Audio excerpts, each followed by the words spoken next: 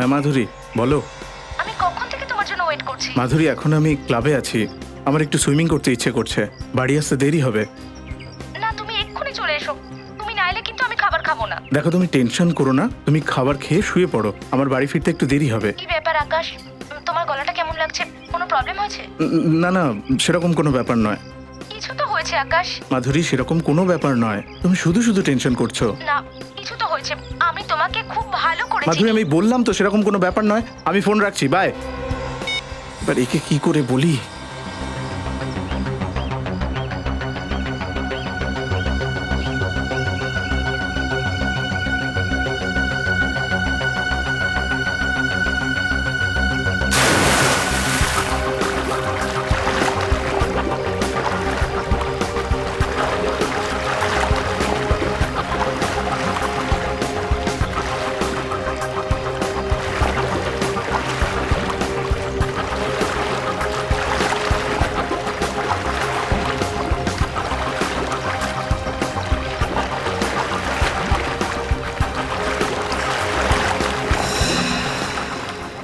কি হচ্ছে? হাত পা কাজ করছে না কেন? কেউ আছে? বাঁচাও আমাকে, কেউ আছে? বাঁচাও আমাকে।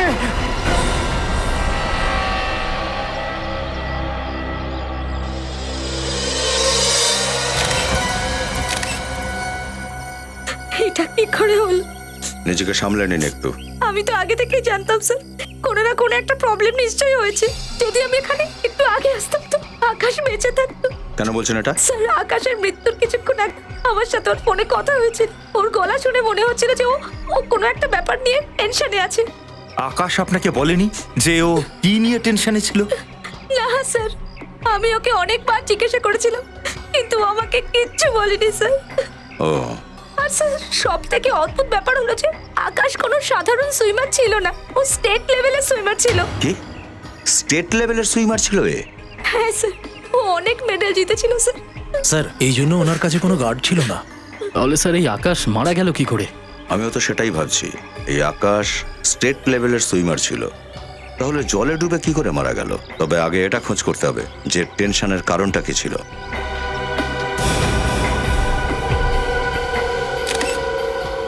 মোবাইলটা কার? ওটা তো আকাশেরই ফোন। নিখিল স্যার একটু দেখো তো, দেখি এর মোবাইল থেকে কিছু জানা যায় কিনা।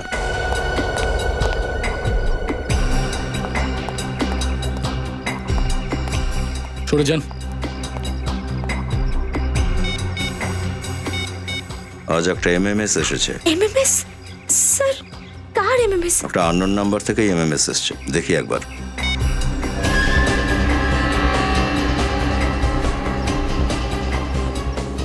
আরে স্যার, এই যে লোকটা ডুবে যাচ্ছে এ তো আকাশই। হ্যাঁ স্যার আকাশের টেনশনের কারণ যদি এমএমএসই হয়ে থাকে তাহলে যখন ও এসএমএসটা পেয়েছিল তখন তো ও বেঁচে ছিল, তাহলে এমএমএসটা শুট কি করে হয়েছিল?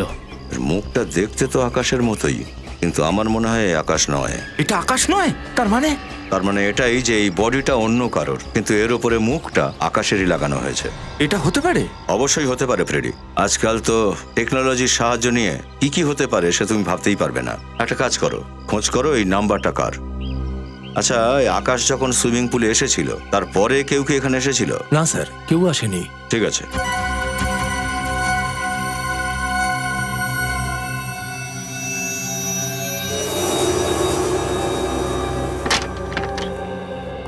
কি সারিকা, তুমি কি বলতে চাও অশোকের খুনের ব্যাপারে?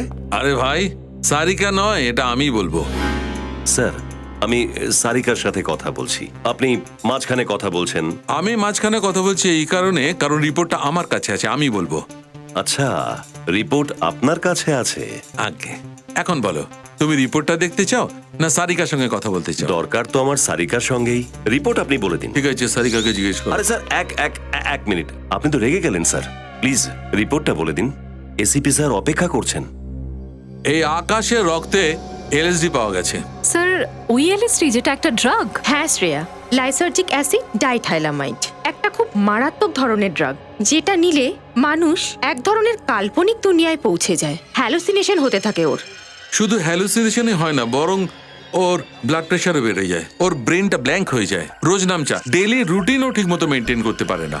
ওর আসলে মাথাতেই ঢোকে না যে আশপাশে ঘটছেটা কি। তার মানে এই ড্রাগটা নেওয়ার পর যদি কেউ সুইমিং করতে যায়, আর সে যত ভালোই সাঁতারু হোক না কেন, ডুবে মরে যাবে। এক্স্যাক্টলি অভিজিৎ, এই কারণে এ ডুবে মারা গেছে। এর রক্তে আমরা অনেক বেশি মাত্রায় এলএসডি পেয়েছি। আশ্চর্য, এত বেশি মাত্রায় এলএসডি নেওয়ার পরে এই আকাশ সাঁতার কাটতে গেল কেন?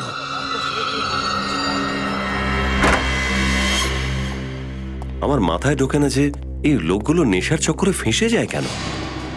2 মিনিটের নেশার চক্করের জন্য আকাশ নিজের প্রাণ দিয়ে দিল, আর নিজের পরিবারের ভবিষ্যৎ অন্ধকারে ডুবিয়ে দিল।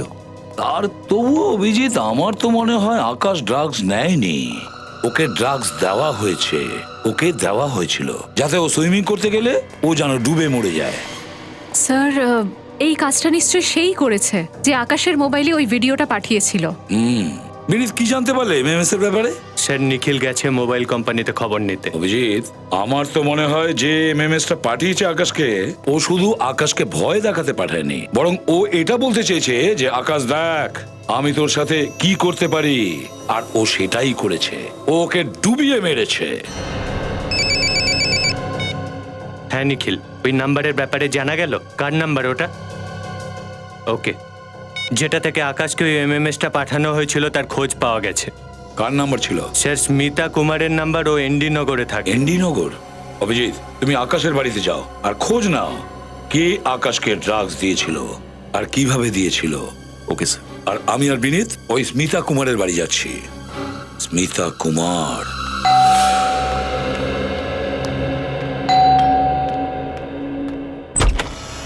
স্যার, আপনারা?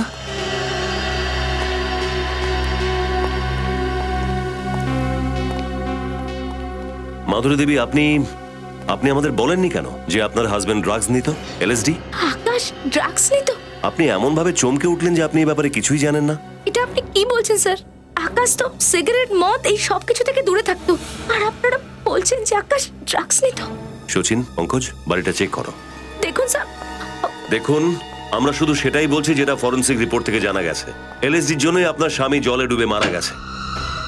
না হলে এত এক্সপার্ট সুইমার ছিল আপনার হাজবেন্ড, বিনা কারণে তো সুইমিং পুলে ডুবে যাবে না।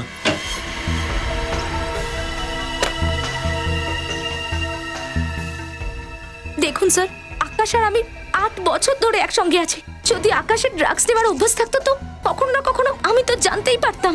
আর যদি ধরেও নিই যে আকাশ ড্রাগস নিত, তাহলে ও ড্রাগস নিয়ে সুইমিং করতে কেন যাবে?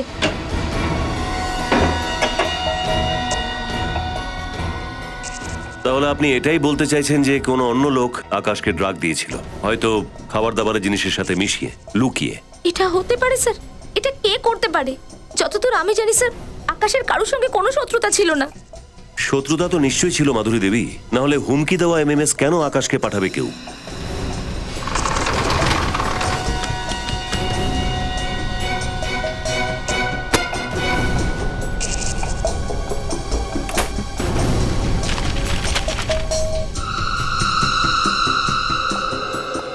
স্যার, হ্যাঁ সচিন। এ দেখুন স্যার, বাথরুমে কালোনের বোতল পেয়েছি, যাতে ক্যাপসুল লুকিয়ে রাখা ছিল। এই দেখুন, মনে হচ্ছে এটাই এলএসডি। তার মানে হলো যে আকাশ লুকিয়ে লুকিয়ে ড্রাগস নিত। আকাশের কোলনের বটলে ড্রাগস, আর এই ব্যাপারে আপনি কিচ্ছু জানতেন না? আপনারা আমাকে সন্দেহ করছেন? ড্রাগগুলো কি করে এলো? এটা তো ডক্টর সুরেশ বলতে পারবেন। ডক্টর সুরেশ? হ্যাঁ স্যার, আকাশের যখনই কোনো প্রবলেম হতো তো ডক্টর সুরেশের কাছে যেত। ডক্টর সুরেশ?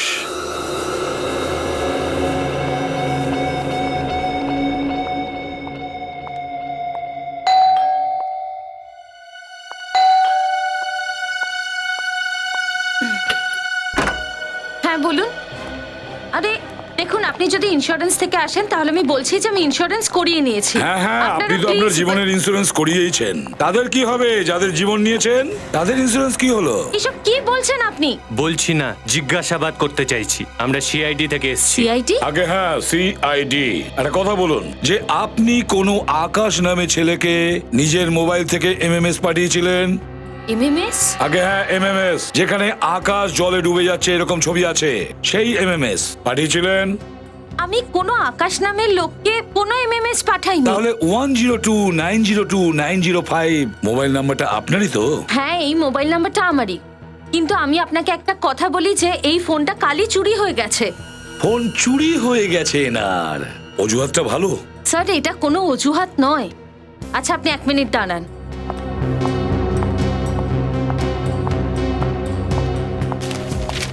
এই দেখুন স্যার, আমি আমার ফোনে চুরি হওয়ার জন্য রিপোর্টও লিখিয়েছি। কোথায় চুরি হয়েছিল আপনার মোবাইল? স্যার, ওই আকাঙ্ক্ষা মলের পার্কিং লটে। যখন আপনার ফোন চুরি হয়ে গেছিল তখন আপনি মোবাইল কোম্পানিকে বলে সিমটা ব্লক করে দেননি কেন? আমি ওনাদেরকে সিম ব্লক করার জন্য বলেছিলাম, কিন্তু কেন জানি না এত সময় লাগালো।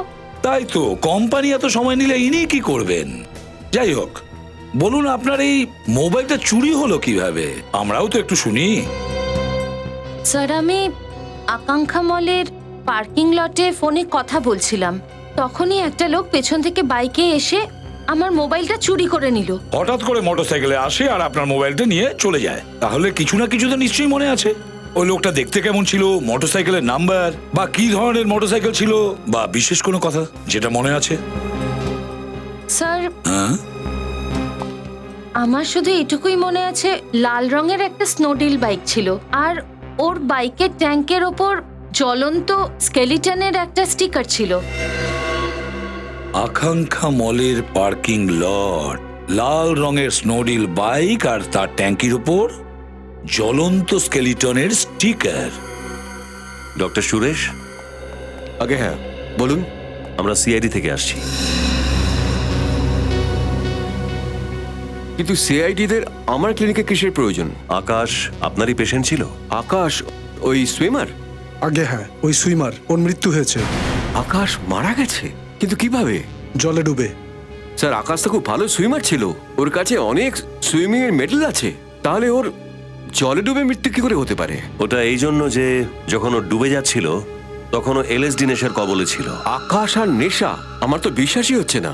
যদি আকাশ নেশারু হতো তাহলে ও রুটিন টেস্টে, মানে ইউরিন টেস্ট, ব্লাড টেস্টের মাধ্যমে ওটা পাওয়া যেত। আকাশ কখনো কোনো রকমে কোনোদিন নেশা করেনি। আচ্ছা, আকাশের বাড়ি থেকে আমরা এই ক্যাপসুলগুলো পেয়েছি। এই ক্যাপসুলগুলো তো আমি ওকে দিয়েছিলাম। আপনি? তো এই ক্যাপসুলগুলো এলএসডি নয়? কিন্তু এক মিনিট, এগুলো ঠিক সেই রকমই ক্যাপসুল যেগুলো আমি আকাশকে দিয়েছিলাম। মানে এগুলো এলএসডি ক্যাপসুল? এগুলো এলএসডির ক্যাপসুল। কিন্তু আপনি আকাশকে কেন ক্যাপসুল দিয়েছিলেন? কি অসুখ হয়েছিল ওর? আকাশের বাইপোলার ডিসঅর্ডার ছিল।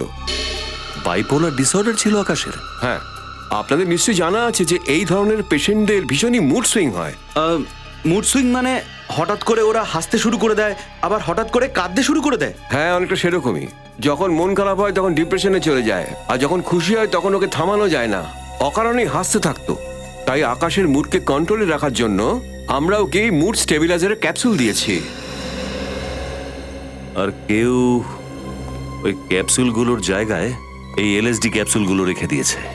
আর এই কাজ আকাশের কোনো কাছের লোকই করতে পারে, আর ওর সব থেকে কাছের ওর বউ মাধুরী।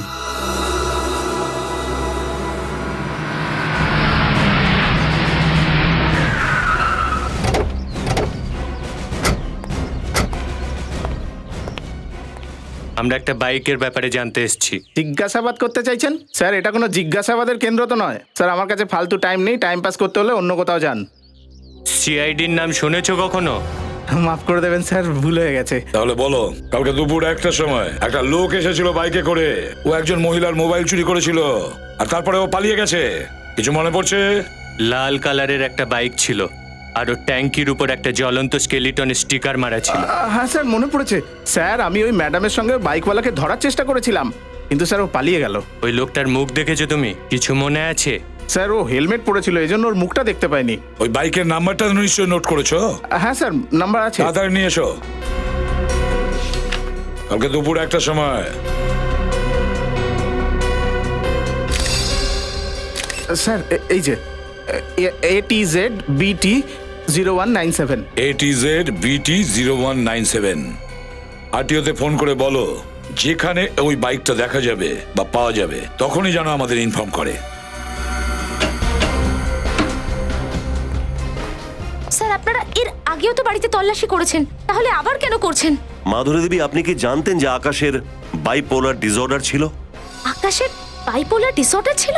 আগে হ্যাঁ, ডক্টর সুরেশ আমাদেরকে সবকিছু বলে দিয়েছেন। কিন্তু স্যার, যদি আকাশের বাইপোলার ডিসঅর্ডার থাকতো তো ও আমাকে কিছু বলেনি কেন? আমার থেকে লুকিয়েছিল কেন? আমার পিছন পিছনই থাকবে নাকি? যাও ওখানে যাও। আশ্চর্য তো আমরা হচ্ছি যে আপনি কেন এটা জানতেন না। কোন স্বামী কোন স্ত্রীকে এত বড় অসুখের কথা কেন বলবে না? এটা কি করে হতে পারে যে এত বড় অসুখের ব্যাপারে আপনি কিচ্ছু জানতেন না? স্যার আমার তো কিচ্ছু মাথায় ঢুকছে না স্যার। আপনাদের কি এখনো এটাই মনে হচ্ছে যে এইসব কিছু আমি করেছি? একটা কাজ করো, বাইরে গিয়ে আমার জন্য চা করে নিয়ে এসো, সঙ্গে বিস্কুট নিয়ে এসো, আমার খুব খিদে পেয়েছে। দেখুন মাধুরী দেবী, আকাশ তার কোলনের বটলে বাইপোলার ডিসঅর্ডারের ওষুধ রাখতো। সেই ওষুধ কেউ বদলে দিয়ে সেখানে এলএসডি ক্যাপসুল রেখে দেয়, যে কারণে ওর মৃত্যু হয়। ওষুধ বদলানোর কাজটা কোনো নিজের লোকই করতে পারে। এটা আপনি কি বলছেন স্যার? আমি ঠিক বলছি। এসো ভিতরে ঢুকে যাও, ঢুকে যাও ভিতরে, পিছনে সরো।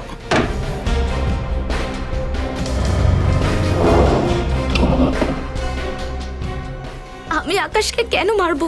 আমি তো ওকে খুব ভালোবাসতাম স্যার। আর আপনি বিশ্বাস করুন বা না করুন, আমি তো নিজেকে বোঝাতেই পারছি না যে আকাশ আর আমাদের মধ্যে নেই। স্যার, স্যার তাড়াতাড়ি এখানে আসুন।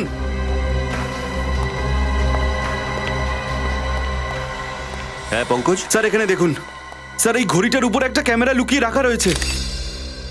ও, তাহলে এই ক্যামেরাটা সোজা বাথরুমের ওপর নজর রাখছে। হ্যাঁ স্যার, আর এই আকাশ যখন বাথরুমের দরজা খুলে ওষুধ খেতে যেত তখন এই ক্যামেরা ওখান থেকে সব কিছু রেকর্ড করত। আর এই ব্যাপারটারই সুযোগ নিয়ে খুনি ওই ক্যাপসুলের সাথে এলএসডির ক্যাপসুল পাল্টে দিয়েছে, যেটা দেখতে একই রকম ছিল। মাধুরী দেবী, এখন আপনি বলবেন যে এই ক্যামেরার ব্যাপারেও আপনি কিচ্ছু জানতেন না? প্লিজ আমার কথা বিশ্বাস করুন, আমি জানি না স্যার যে এই ক্যামেরাটা এখানে কি করে এলো। তুমি কিছু জানো? না স্যার, এর সম্পর্কে আমি কিচ্ছু জানি না। আচ্ছা পঙ্কজ, ক্যামেরাটা বের করো, দেখি ক্যামেরাটা কোথা থেকে কেনা হয়েছে আর কে কিনেছে।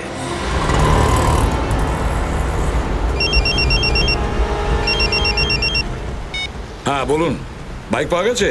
কোথায়? টিপলিয়া বাজার। ঠিক আছে আমরা আসছি, কিন্তু আমরা আপনাকে চিনবো কি করে? পেস্তা কালারের শার্ট পরেছেন আর কালো প্যান্ট।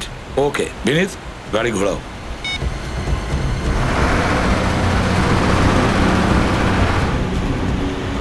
টিপলিয়া বাজার আশেপাশেই কোথাও হবে। স্যার এটাই ত্রিপলিয়া বাজার। খেয়াল রাখো একটু, পেস্তা কালারের শার্ট আর কালো প্যান্ট, ওর নাম নিশান। আচ্ছা ও নয় তো? ওই যে দেখো সামনে গিয়ে ইউটার্ন করো।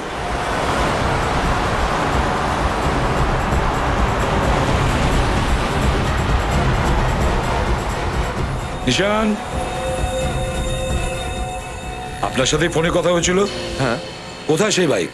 ওই যে স্যার লাল বাইকটা। আর সোসাইটির লোকরা বলছে যে আধ ঘন্টা আগে এটাকে পার্ক করা হয়েছে। এই বাইকের মালিক কে? শৈলেন নামে কোনো একজন লোক। শৈলেন? হ্যাঁ স্যার, গত সপ্তাহে এই বাইকটা চুরি হয়েছে। এক সপ্তাহ আগে বাইক চুরি হয়েছিল। ঠিক আছে ধন্যবাদ, আপনি আসতে পারেন। Good work. Thank you sir. Binit ও খুব চালাক। ও বাইক চুরি করেছে, মোবাইল চুরি করেছে, দুজন আলাদা আলাদা লোকের, যাতে ওকে কেউ ধরতে না পারে। হ্যাঁ স্যার। আধ ঘন্টা আগে ও এখানে এসেছিল, তাহলে গেল কোথায়? বেশি দূর যায়নিও। একটু ম্যাপটা বের করো তো, দেখো তো এই বাজারের আশেপাশে কিছু আছে নাকি। আমরা এখন এখানে আছি। একদিকে তো দেখছি পুরো রেসিডেন্সিয়াল এরিয়া, আর ওইদিকে পুরোটা অফিস রয়েছে দেখছি। স্যার এটা আন্দাজ করা খুবই কঠিন যে ওই লোকটা কোথায় গেছে। না আমরা কোথাও যাচ্ছি না ওকে খুঁজতে, আমরা এখানেই দাঁড়াবো আর এখানেই অপেক্ষা করব। ও নিশ্চয়ই আসবে, ওর নিজের বাইক নিতে এখানে আসবে নিশ্চয়ই। এক্সকিউজ মি, আপনি এই ক্যামেরাটা একবার দেখুন তো। আপনি বিক্রি করেছেন? হ্যাঁ স্যার, এটা আমরাই বিক্রি করেছিলাম। আমরা সিআইডি থেকে আসছি, ভেবে চিনতে বলো কাকে বিক্রি করেছো। এক মিনিট স্যার। হ্যাঁ স্যার, এই ক্যামেরাটা হেমন্ত নামে কাউকে এক সপ্তাহ আগে বিক্রি করেছিলাম। এই হেমন্তর ঠিকানা আর নাম্বার তোমার কাছে আছে নিশ্চয়ই? না স্যার, ওটা তো নেই। আপনি সিকিউরিটি সিস্টেম বিক্রি করেন আর যে কিনছে তার রেকর্ড আপনার কাছে নেই? আসলে স্যার ওই আচ্ছা এটা বলো, ও পেমেন্ট কিভাবে দিয়েছিল? ক্রেডিট কার্ড নাকি ক্যাশ? স্যার পেমেন্ট তো উনি ক্যাশেই করেছিলেন। ক্যাশ। দেখতে কেমন ছিল? স্যার হ্যাঁ স্যার, একটু একটু মনে পড়ছে। আরে দাদা, আপনি সিকিউরিটি সিস্টেম বিক্রি করেন আর আপনারই কাছে কোনো ক্যামেরাই লাগানো নেই। আপনার উপদেশটা ভালো, আমরা পরে চেষ্টা করব। উপদেশ দিয়ে কি হবে? হেমন্তের যা করার ছিল করে চলে গেছে। পঙ্কজ, হয়ে গেছে? একটা কথা বলো, ওই লোকটা কিভাবে এসেছিল? কারো সঙ্গে এসেছিল, একলা এসেছিল? কি কথা বলছিল এখানে? কারোর সঙ্গে ফোনে কথা বলছিল? কোনো কিছু মনে পড়ছে ওর ব্যাপারে? হ্যাঁ স্যার, ও ফোনে কথা বলছিল। কি কথা বলছিল শুনেছো তুমি? কি বলছিল, কি বেশ বলছিল। ভালো করে মনে করার চেষ্টা করো, মনে করো ও কি বলছিল। হ্যাঁ স্যার, মনে পড়েছে। ও ফোনে বলছিল যে আমি ওয়্যার হাউস খুব তাড়াতাড়ি পৌঁছে যাব। কোন ওয়্যার হাউস? এত কিছু তো ও ফোনে বলেনি। একটা কথা তো ঠিক, ওই এমএমএস খুনি কোনো ওয়্যার হাউসকে নিজের আড্ডা বানিয়ে রেখেছে। ওর ব্যাপারে তোমার যেটুকু মনে আছে, যা যা মনে আছে, তার স্কেচ তৈরি করো, ব্যুরোতে চলো। স্যার ও যদি বাইকটা নিতে নাই আসে তো? চুরির বাইক হতে পারে, এখানেই ফেলে গেছে। আসবে ও, বিনীত, ও নিশ্চয়ই আসবে বাইক নিতে। হ্যাঁ অভিজিৎ, জানা গেছে কোথা থেকে ক্যামেরা কেনা হয়েছে? ক্যামেরা কেনার সময় কোনো ওয়্যার হাউসের কথা বলেছে? কিরকম ওয়্যার হাউস অভিজিৎ? কোন ওয়্যার হাউস জানতে পারলে? নিশ্চয়ই, ওটা আমরা খুঁজে নেব। Good work Abhijit. বিনীত, ওই ম্যাপটা বের করো, দেখো এই বাজারের আশেপাশে কোনো ওয়্যার হাউস আছে কিনা। এই দেখুন স্যার, বাজারের এইদিকে 4টে ওয়্যার হাউস আছে। তাহলে হতে পারে এই খুনি ওই 4টে ওয়্যার হাউসের মধ্যে কোনো জায়গায় বসে আছে। চলো ওয়্যার হাউসে যাই। স্যার যদি আমরা চলে যাওয়ার পরও বাইক নিতে এখানে আসে তাহলে?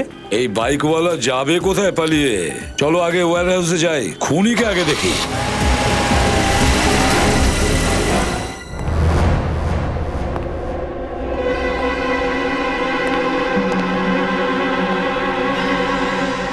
আগের জায়গাগুলো তো কোনো গন্ডগোলই ছিল না, কেন জানি না আমার মনে হচ্ছে খুনি এখানেই লুকিয়ে আছে।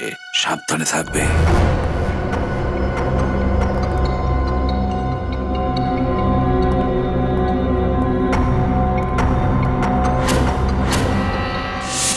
এক মিনিট, এই দেখো পায়ের ছাপ। স্যার এই ছাপ দেখে তো মনে হচ্ছে এই ছাপটা তাজা আছে। হ্যাঁ। কেউ কিছুক্ষণ আগেই এসেছিল। মনে হচ্ছে খুনি এখানেই কোথাও আছে।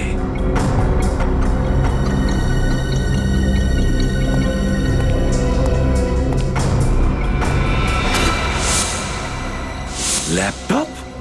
আর এখানে কেউই নেই, পালিয়ে যায়নি তো? ল্যাপটপটা খোলো, দেখো কি আছে ল্যাপটপে।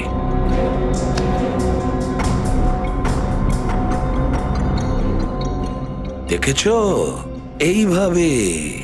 এইভাবে নজর রেখেছিল ও আকাশের ওপর।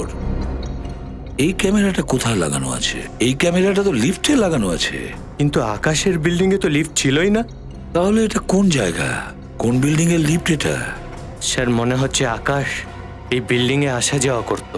বা এটাও হতে পারে যে আকাশকে ছাড়া ও অন্য কারোর ওপর ও নজর রাখতো, আর হয়তো ওকে খুন করতে চাইছে। আর সে যেই হোক এই বিল্ডিং এই থাকে। এটা কোন জায়গা হতে পারে? এই দেখো মিনিট, লিফট খুলে গেছে। দেখো লিফটের সামনে বোর্ড লাগানো আছে, আনন্দ মোহন হাউজিং সোসাইটি। তার মানে হলো ওই লোকটা আনন্দমোহন সোসাইটিতে থাকে। আনন্দমোহন সোসাইটি।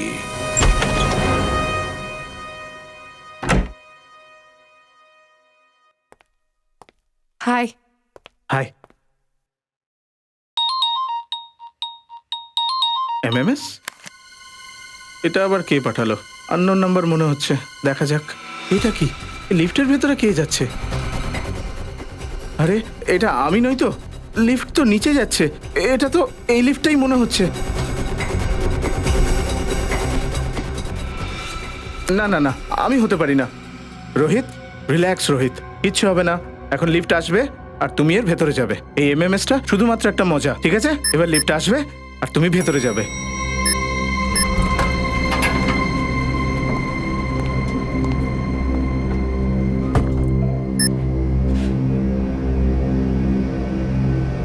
আমি তো শুধু শুধুই ভয় পাচ্ছিলাম, কিছুই হলো না। এটা কি হচ্ছে? বাঁচাও! এটা তো সেই রকমই হচ্ছে, ওই এমএমএস এ যা দেখাচ্ছিল। কেউ বাঁচাও, বাঁচাও, কেউ আছে? লিফট খোলো, আরে কেউ আছে, বাঁচাও, লিফট খোলো, বাঁচাও, কেউ আছো, বাঁচাও।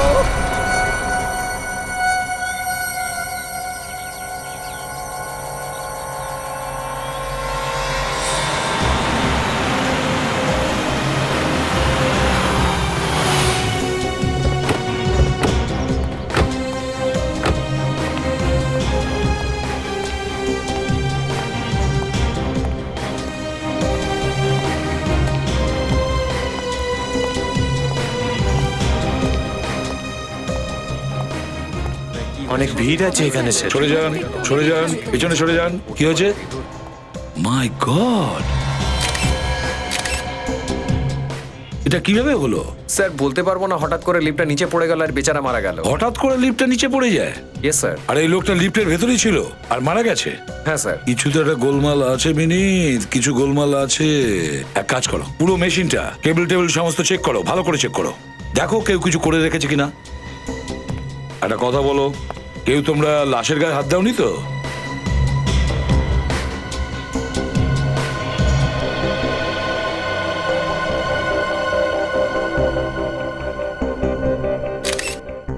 Rohit Kumar,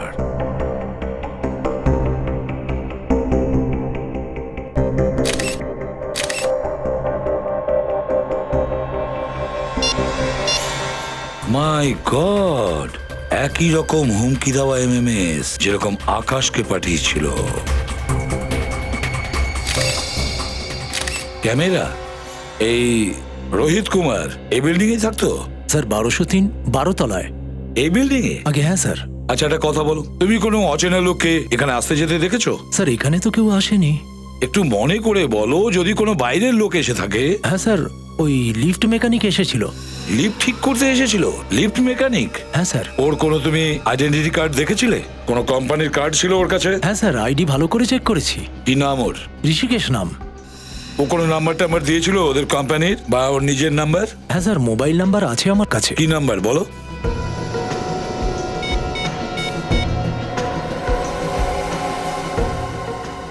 damn it, phone ধরছেই না। নিশ্চয়ই কোনো ভুল নাম্বার দিয়েছে। স্যার, হ্যাঁ স্যার এই লিফটে এমনি এমনি নিচে নামেনি, এটাকে নামানো হয়েছে। এটাই সন্দেহ করছিলাম আমি, লিফট মেকানিক সেজে এখানে এসেছিল।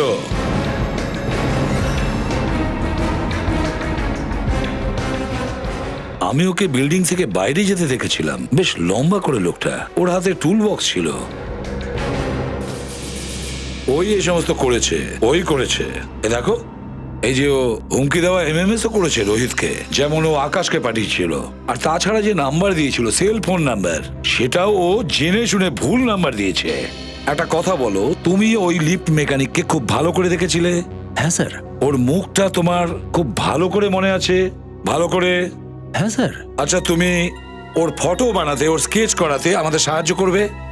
হ্যাঁ স্যার। গুড।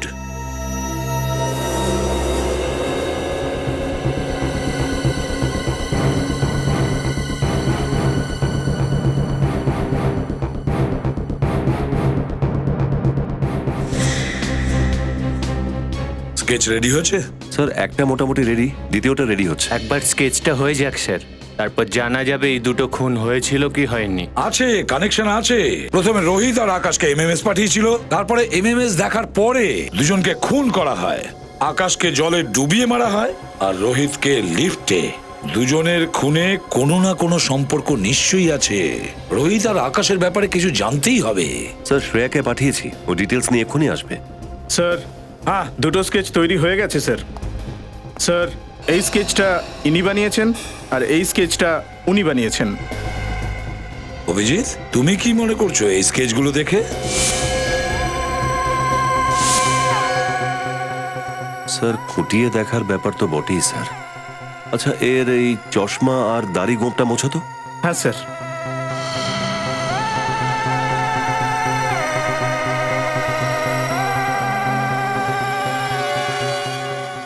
ও, তাহলে এই ব্যাপার। এরা দুজন আলাদা নয়, একই লোক। আর এই লোকটাই দুটো খুন করেছে।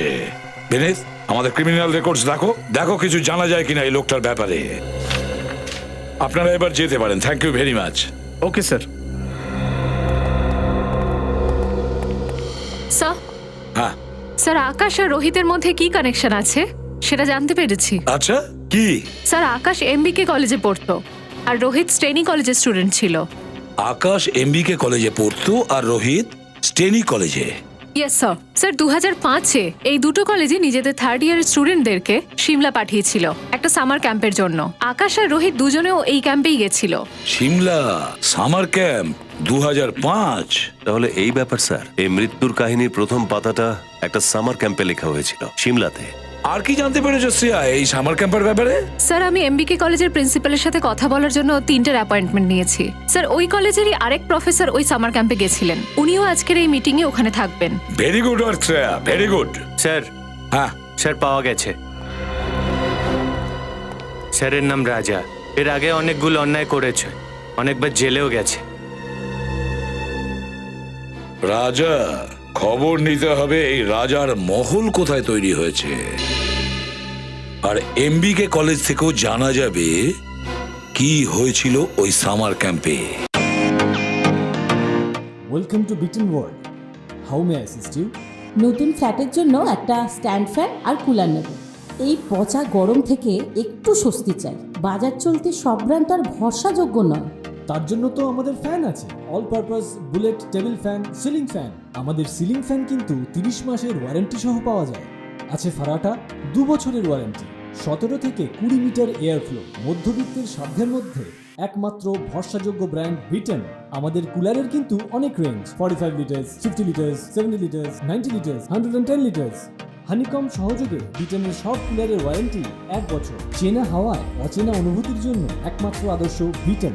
গরমে স্বস্তি পেতে বিটেনের ফ্যান হোক বা কুলার, আজই আনুন বাড়িতে। Beaten, digitally years.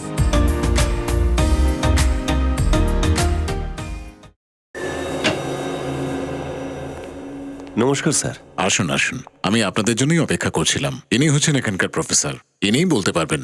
নমস্কার স্যার। নমস্কার। তো আপনি এই বাচ্চাদের 2005-এ সিমলাতে সামার ক্যাম্পে নিয়ে গিয়েছিলেন? হ্যাঁ।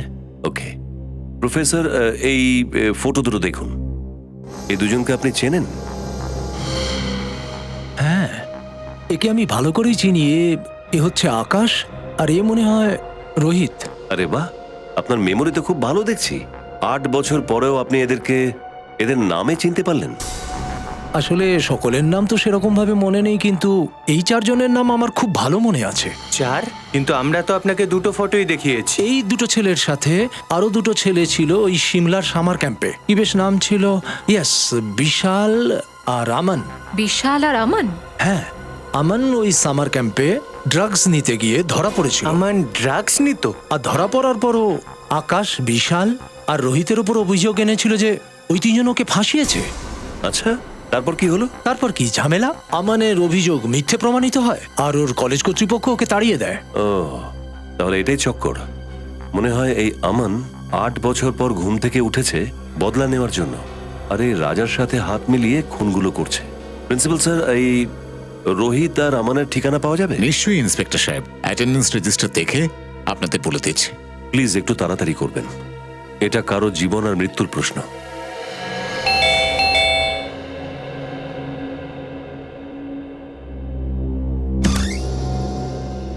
হ্যাঁ বলুন, কার সাথে দেখা করতে চান? আমান আছে বাড়িতে? আপনারা আমানের সঙ্গে দেখা করতে চান? আগে হ্যাঁ, আমরা আমানের বন্ধু। আপনারা মিথ্যে বলছেন। 8 বছর হয়ে গেল, আমানের কোনো বন্ধু নেই। কি বলতে চাইছেন? আসুন, আসুন আমার সঙ্গে। এদিকে আসুন।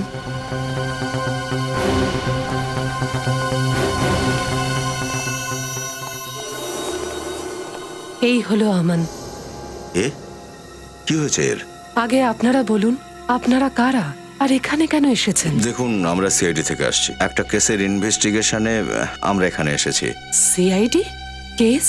কি বলছেন আপনারা? আমি তো কিছুই বুঝতে পারছি না। আর এসবের সাথে আমানের কি সম্পর্ক?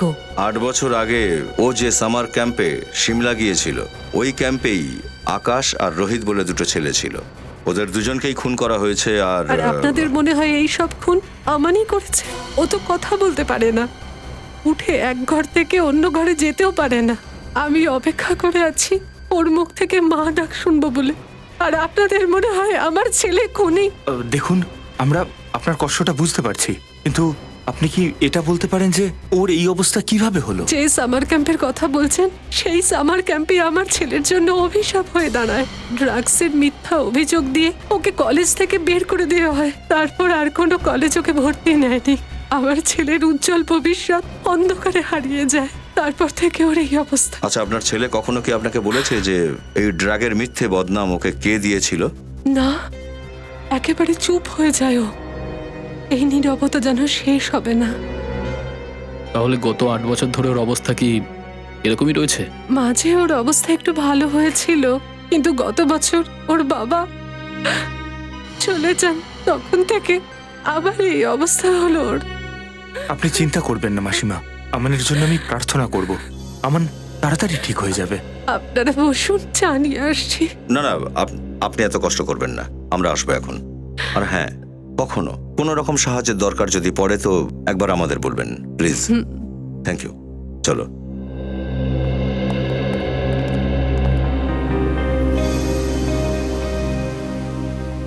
স্যার, আমানের নিজের এই অবস্থাই নেই যে ও কাউকে খুন করতে পারে। তার মানে নিশ্চয়ই এমন কেউ আছে যে আমানের এই অবস্থার প্রতিশোধ নিতে চায়। হ্যাঁ ফ্রেডি, নিশ্চয়ই আকাশ, রোহিত আর বিশাল আমানকে ফাঁসিয়েছিল। মানে খুনির পরের শিকার অবশ্যই বিশাল। পঙ্কজ, বেল বাজাও।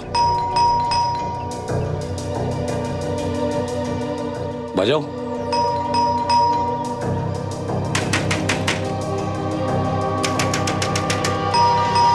বিশাল! স্যার, এই দরজাটা খুলছে না কেন? কিছু হয়ে যায়নি তো? গ্যাসের গন্ধ বেরোচ্ছে।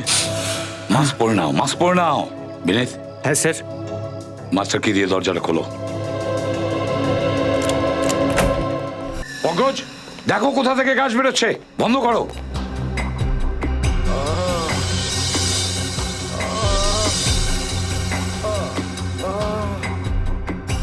বিনীত, কারোর গোঙানির শব্দ পাচ্ছি, মনে হয় ওদিক থেকে।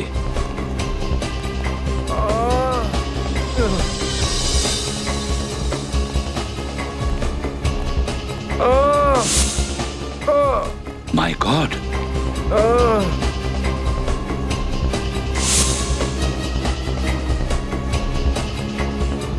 তুমি বিশাল না? স্যার, বিশাল।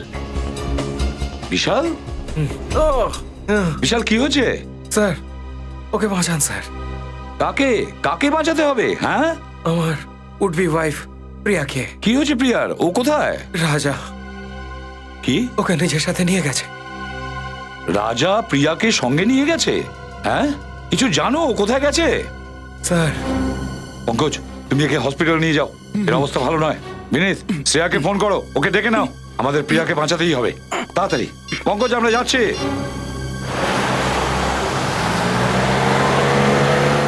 ও দেখো, ওখানে কেউ আছে।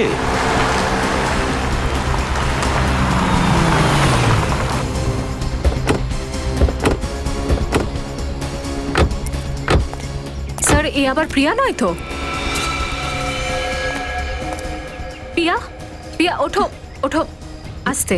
আপনারা? আমরা সিআইডি থেকে আসছি। তুমি ঠিক আছো তো? হ্যাঁ, আমি ঠিক আছি। এর খেয়াল রাখো।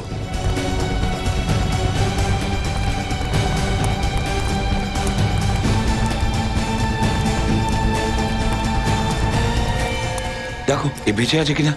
স্যার, এটা তো রাজা। রাজা? এ তো মরে গেছে স্যার। একটা কথা কিছুতেই বুঝতে পারছি না, গাড়ি এখানে ক্র্যাশ হয়েছে, রাজা এখানে মরে পড়ে রয়েছে, আর প্রিয়া ওখানে। এসব হলো কিভাবে? কেন যে আমার মনে হচ্ছে সমস্ত সত্যিগুলো আমার সামনে আসছে না। কিছু একটা গোলমাল আছে। গাড়িটাকে খুব ভালো করে চেক করতে হবে। দেখো তো একটু। তুমি উঠতে পারবে? সাবধানে দেখো গাড়িতে কোনো প্রবলেম আছে কিনা, ভালো করে দেখো।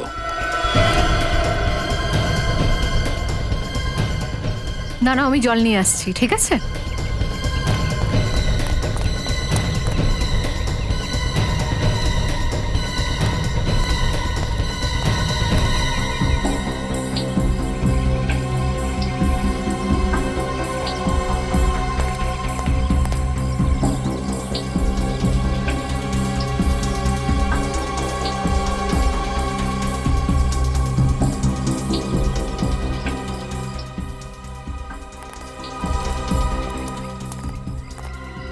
প্রিয়া, এখন কেমন আছো? আমি একদম ঠিক আছি স্যার। আপনারা আমার প্রাণ বাঁচিয়েছেন। আমি সারা জীবন আপনাদের কাছে কৃতজ্ঞ থাকবো। আরে না না না, এসব হলো কিভাবে? হ্যাঁ, আমি আর বিশাল বাড়িতে টিভি দেখছিলাম, তখন হঠাৎ করেই বেল বাজলো। আমি দরজা খুললাম তো লোকটা জোর করেই ঘরের ভেতর ঢুকে এলো আর বিশালকে মারতে লাগলো। বলতে লাগলো যে কোনো পুরনো পাপের ফল বিশালকে ভোগ করতেই হবে। তারপরে কি হলো? তারপর বিশালকে আধমরা করে কিচেনের দিকে চলে গেল গ্যাস অন করার জন্য। তারপর জোর করে আমাকে সঙ্গে নিয়ে গেল, বলছিল যে আমার সাথে কি করা উচিত সেই ডিসিশনটা বসই নেবেন। কি বললে? বস? মানে রাজার কোনো বস আছে? হ্যাঁ স্যার, আমি খুব চিৎকার করলাম, কান্নাকাটি করলাম, নিজেকে বাঁচাবার খুব চেষ্টা করলাম স্যার, কিন্তু ও জোর করে আমাকে ধরে নিয়ে এলো। কিন্তু একটা কথা কিছুতেই বুঝতে পারছি না প্রিয়া, এই অ্যাক্সিডেন্টটা হলো কিভাবে? আমিও হার মানিনি স্যার। ও ড্রাইভারের সিটে বসেছিল, আমি স্টিয়ারিংটাকে একটা বড় পাথরের দিকে ঘুরিয়ে দিই আর তারপর গাড়ি থেকে লাফ মারি। গাড়িটা পাথরে গিয়ে ধাক্কা মারে আর তখনই হয়তো ওর মৃত্যু হয়। তার মানে রাজা ড্রাইভিং সিটে বসেছিল, তারপরে প্রিয়া স্টিয়ারিংটা এইভাবে ঘুরিয়ে দিয়েছে আর গাড়িটাকে ক্র্যাশ করেছে।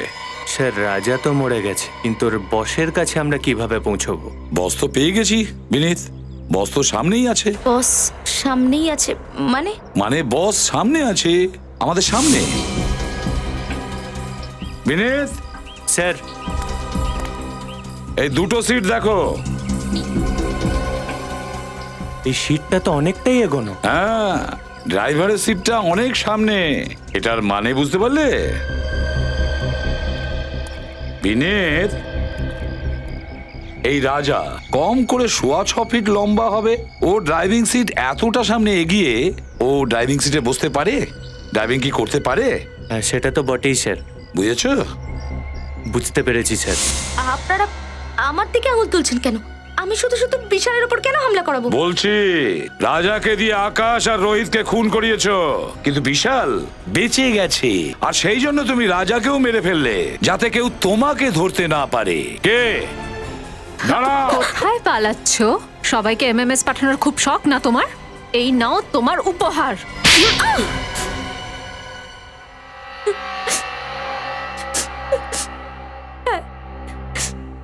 আমি আকাশ, রোহিত আর রাজাকে খুন করেছি। বিশালকেও মেরে ফেলতাম যদি আপনারা ওকে না বাঁচাতেন। খুব আফসোস হচ্ছে, তাই না, যে চতুর্থ খুনটা তুমি করতে পারোনি? কে? বিশালকে মেরে ফেললে আমার প্রতিশোধ কমপ্লিট হতো। কিসের প্রতিশোধ? আমানের প্রতিশোধ। খুব ভালোবাসতাম আমি আমনকে, কত সুন্দর সুন্দর স্বপ্ন দেখেছিলাম আমরা আমাদের ভবিষ্যৎ নিয়ে, কিন্তু ওরা তিনজন আমানের এমন অবস্থা করে দিল, আজ আমার আমন আমাকে চিনতে পর্যন্ত পারে না। ওর এই অবস্থার জন্য ওই তিনজন কি করে দায়ী?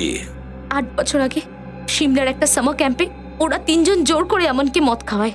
আমন তো বেচারা জানতোই না যে ওই মদের মধ্যে ড্রাগস মেশানো ছিল। ড্রাগসের পরিমাণ এত বেশি ছিল যে আমাদের তক্ষুনি আমনকে হসপিটালাইজ করতে হয়। গোটা কলেজে আমানের বদনাম হয় যে আমন ড্রাগস নেয়, ওকে কলেজ থেকে বের করে দেওয়া হয়, অন্য কোথাও অ্যাডমিশন পায় না ও, আর এটা নিয়ে এত গভীর শোক পায় যে আজ পর্যন্ত। তাই ওর এই অবস্থার জন্য প্রতিশোধ নেবে ঠিক করলে?